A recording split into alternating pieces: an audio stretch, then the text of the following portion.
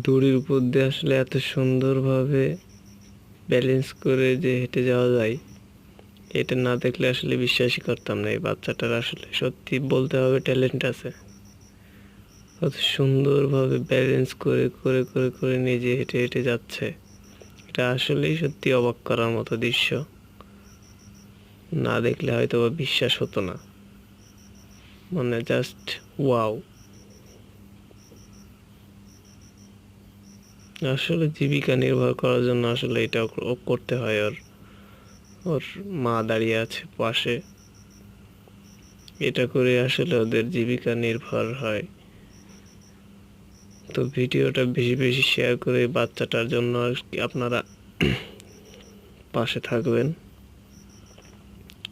ওর ভিডিওটা যদি ভাইরাল হয় তাহলেও দেখা যাচ্ছে